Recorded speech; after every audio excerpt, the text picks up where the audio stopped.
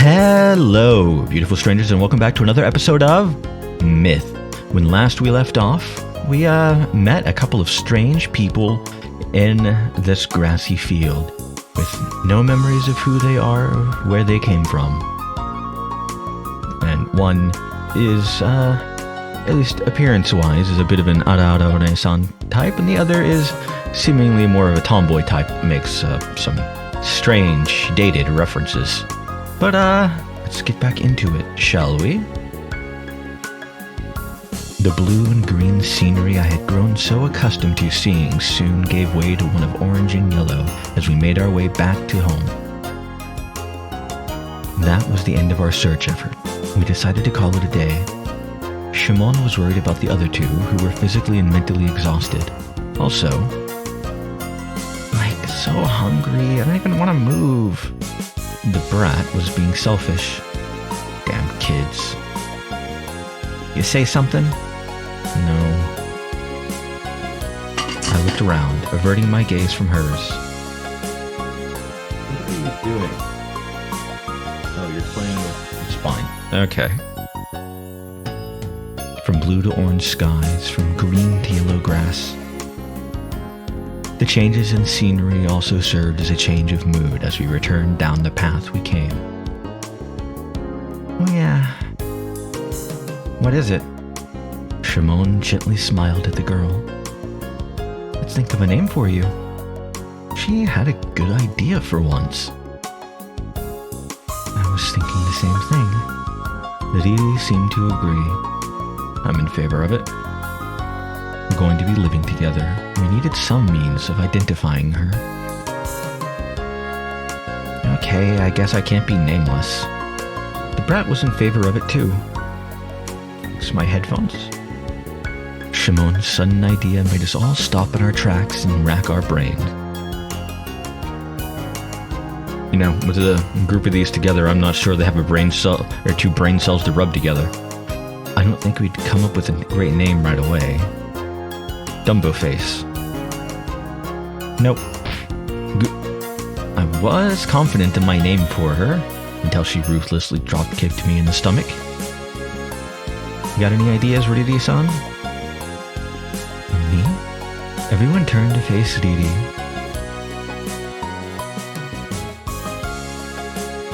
No, nothing comes to mind. Well, don't you think I kind of have a boyish side to me? Yeah, totally. Try to think of something that would fit a tomboy. She probably thought that out of all of us, Riri had the best chance of coming up with a decent name for her. She wasn't wrong, especially when you compared Riri to someone like Shimon. What if you mix a boy's name with a girl's? Like Vander and Gina. Okay. That's enough. That wasn't the sort of word a woman like Riri should be saying, so I quickly stopped her before she finished. I'm not sure then. Like I said, didn't know if they have a brain cell or two brain cells to rub between the three of them. Or four of them, actually. The brat's shoulders drooped, crestfallen. Come on. Missy. Keep thinking. Think long and hard, even if you die from all that thought. Yeah, I wasn't expecting much else from Shimon. She didn't really have a feel for this kind of thing. We spent the next several minutes searching for a fitting name. Night, however, was approaching. We needed to finish up soon. I had to put an end to this. So I stepped forward with an air of confidence to do just that. Looks like it's my time to shine. Wrong answer.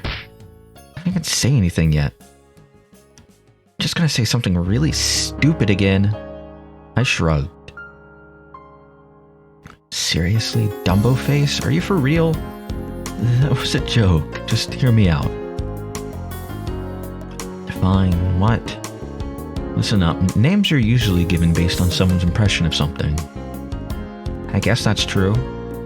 The most vivid impression of you I have was finding you sleeping in the grass. I shot my gaze to Riri and Shimon. They both nodded in agreement. So I have an idea. Spit it out. I thought that Kusako, using the characters for girl and grass, would fit you the most. Ha! She mercilessly kicked me. I was actually being serious, but she didn't seem to like my suggestion. What a waste of time. Hey, Morgana. Grass can also be read as so why not just go with that then? That's no different. Oh, that might work. Huh? So sounds so great. Get on with it. But not the so from grass. Why don't we write it like so from musical performance? Oh, lost in translation.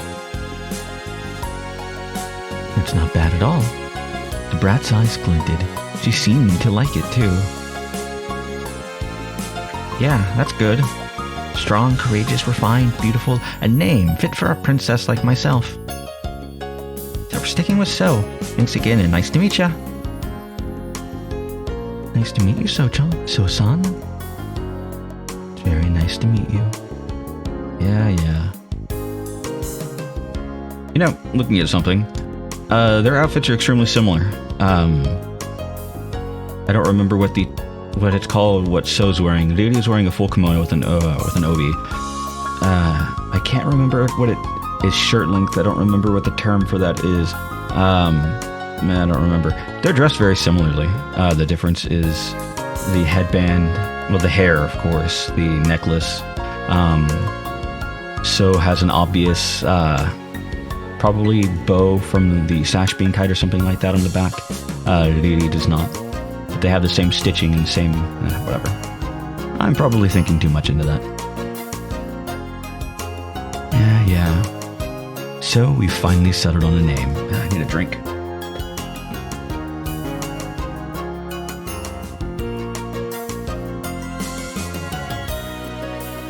Okay, I think... We didn't make it back to Shimon's place until evening. So tired. So plopped down by the gate, claiming she couldn't walk anymore. Let's at least go inside and get something to eat. Yeah, let's do that. Looks like you've got enough energy left for food, at least. So hungry. So barged directly into Shimon's house. She really has no manners. I guess I wasn't really one to talk, though. Come on, let's go inside. Excuse me? Alright. It's like really warm inside. What's the temperature outside anyway? It feels unusually warm. 88. That's actually not comparably that bad. Dinner! Are you even capable of being quiet for just a minute? Two starved beasts anxiously waited for their dinner in the living room. The nerve of you saying something like that to a growing lady. You are not a lady. Can you not cook? Me eat, me no cook. Figured as much. Just about anyone can do that, no exception. I guess... We have a character chart here. Let's look at it. Lives with her, lost her memories, and they both live with her. Okay, let's look at Niriri first. Gender female, age 24, birthplace, blood type, date of birth, all unknown. A woman who was found in the grasslands. She lost her memory just like So. She's quite intelligent despite some suffering from some form of amnesia. She often helps Meito out with her wisdom. She has a demure posture and dislike conflict. She seems to interact with others by maintaining a certain degree of distance from them. Interesting. So, female unknown. Blood type prototype. Okay. I'm gonna guess that's some dumb joke I'm not getting, but okay, sure. I do like it that it used angry So for the picture. What did it use for Didi? Just normal, standard, happy, smiling for you. Just looking like a dip. And for you, okay. A girl found sleeping in the grassland. She's missing part of her memory. Despite that, though, she knows an abundant amount of dirty jokes. Her personality is quite crude, and she finds fault with Meito when it comes to just about everything. She loves to torment him. She's very serious when it comes to interacting with others and her friends, and she's always wanted to do what she can on her own. Interesting. But yeah, I was going to say age. Well, it's not telling us her age, interestingly enough. That it's not too bad, and it probably isn't. I think she's supposed to be, at least from this representation, I'm going to guess low to mid-teens, which is fine, not being able to cook at that age. You can. I knew the vague amounts. I could cook for myself. I wasn't very good at it at like 13, 14-ish. I didn't get a better cook until I was a couple years older. Anyway, you could even call me a 10-year veteran of the diner forces. You shouldn't take eating so lightly. What's that supposed to mean?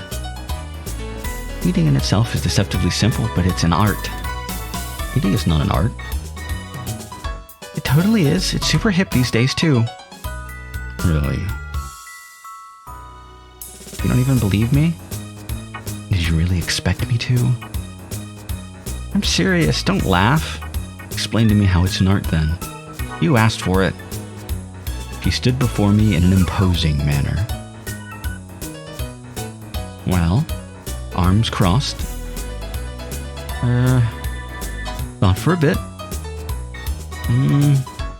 Then looked up. Listen carefully. It's an art because... See, you're just making stuff up. How did you figure? It's obvious. And who's ready? Oh, I've waited for so long. Hold it. Tell me why it's an art. Ain't got no time for that. My mind's only focused on one thing. Food. She dodged my question. She really was annoying. What's wrong? So was supposed to explain to me why eating's an art. Really? He's lying, obviously. I'm not. Bleeding's an art?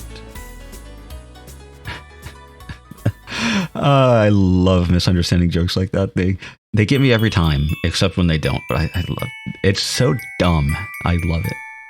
No, you misheard them. He said that cheating's an art? No, not that. Well, I guess you could say that's true. Forget it. Sorry for the wait. Lady Sums helped prepare today's... What's going on? Shimon was the only one who had no idea what we were discussing. We finished eating. I was very satisfied. Spending time in here was relaxing, and I wouldn't change it for the world. This was the place I felt most at peace. I took a novel up from my bag. Nanpo's a really good writer.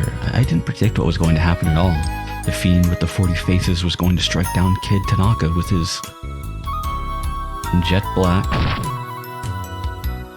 Ow. You know, I'm actually probably going to read a novel when I finish this. I've been reading The Black Company by Glenn Cook. When I finish that, I ordered from bookshop.org over the Prime Day, take a bite out of Prime, whatever, fuck ever. I bought a copy of Once and Future King because I'm trying to get into fantasy novels. As somebody that loves playing D&D and loves running D&D, I don't really like fantasy other than like some Sword and Sorcery. I've read a little bit of Conan the Barbarian, and that was pretty fun. I'm enjoying the hell out of Black Company. I'm like a little under I think I'm almost finished with the third chapter, where I'm almost finished. No, I'm almost finished. It doesn't matter. I'm maybe 50, 60 pages in.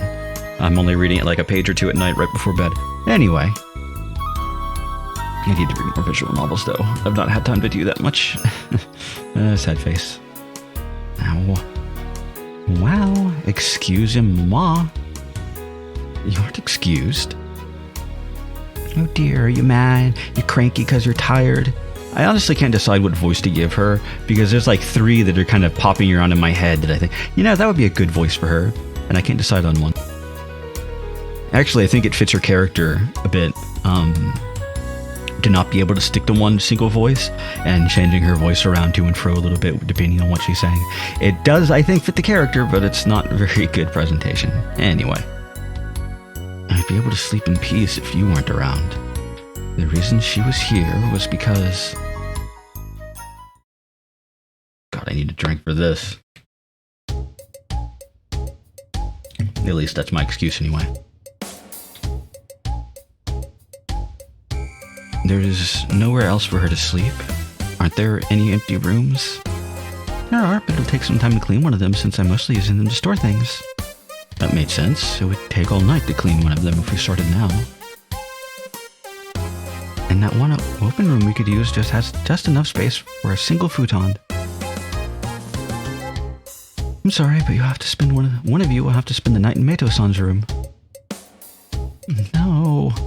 Oh my. I'm really sorry. I refuse. I refusingly refuse. You know, if there's... Why don't you just switch it so that so Meito's in the single Tommy mat room, and then these two are in the room that he's in currently, because it's not like it's his fucking house or anything. Yeah, whatever.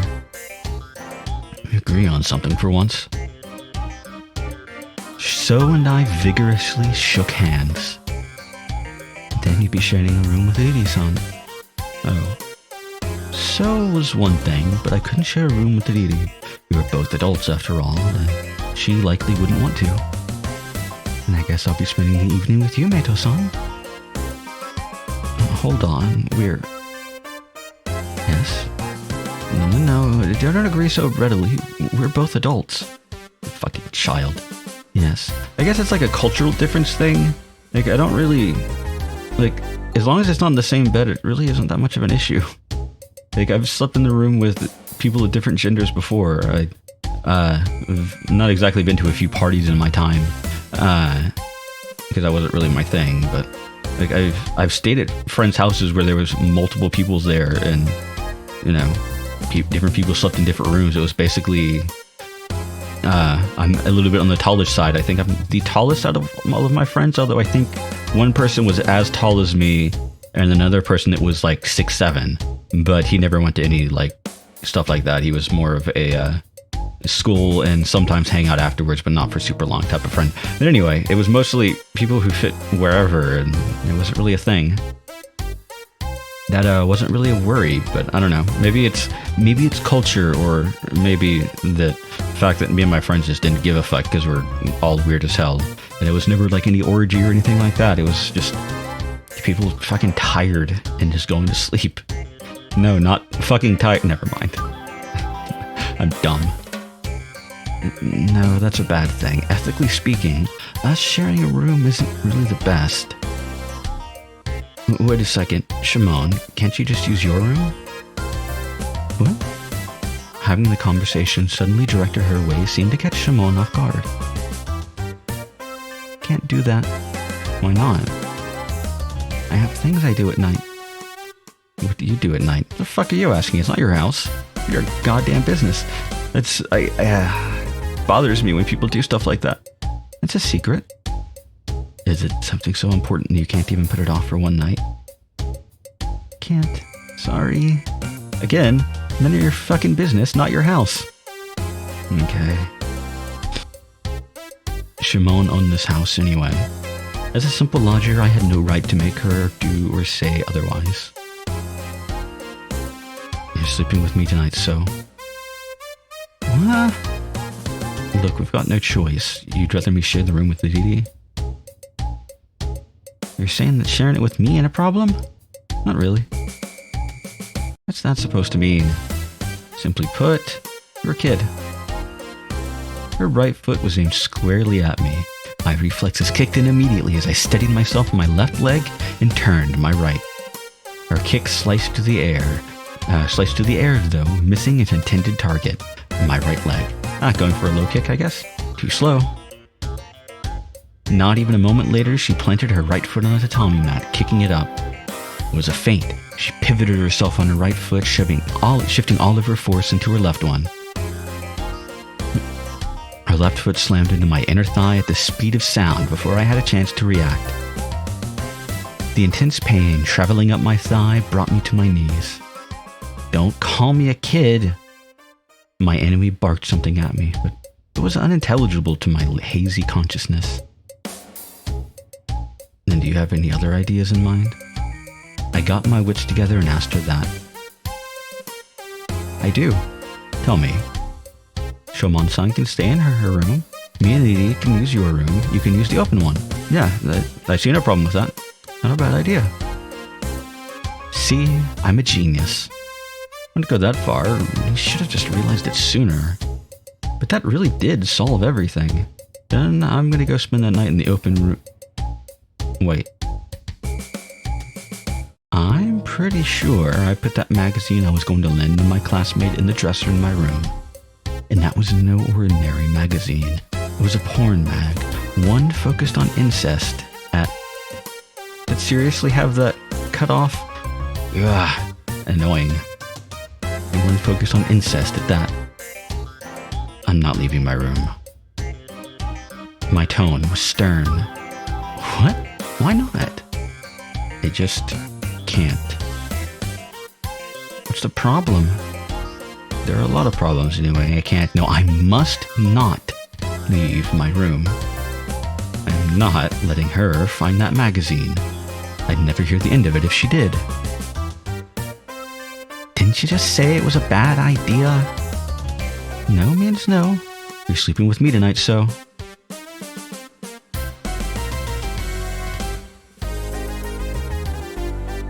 Yeah, sneeze.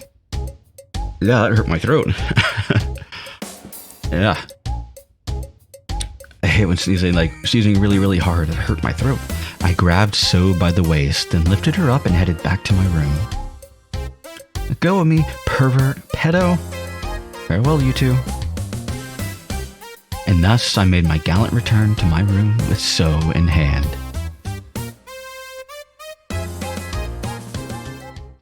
Which leads us to now. Who were you talking to? Explaining what happened during that flashback. I don't get it. You don't need to. What, are you self-aware or something? Fucking MC-kun? So what? Gonna tell me to get out? I wanted nothing more, but it was a bit too late for that. It was too late to make changes now. I'd feel bad for Edie. Just go to sleep. It's way past your bedtime. Why didn't you just say something like, yeah, give me a second, wait here, I need to go collect some of my things. Or to collect my things, and then grab your stuff. You had a backpack of stuff and a notebook. Just go and get that. And if somebody does decide to follow you, stealthily get it from the drawer and put... Mind. Maybe I'm just... whatever. I'll let plot contrivances go for now. Wait, did I actually read that? Just in case I didn't. Just go to sleep. It's way past your bedtime. Scroll down, please. We have such a long night ahead of us. Wink. You're too young to be saying stuff like that. I thought she'd just go to sleep, but I guess not. I just have to do so in her place. She'd get bored and go to sleep eventually. Ah, yes, the cat's... I think it actually works with most pets, but it's what I've been doing with Kitten. Whenever she wants to play in the middle of the night, just ignore her and pretend to sleep if you can't sleep. And she'll get bored and go to sleep herself. Warning, does not work with all cats. I'm going to sleep. I crawled into my futon. I was almost as tired today as I was yesterday. I guess hanging around with So took its toll on me. I'd probably fall right to sleep. And I did.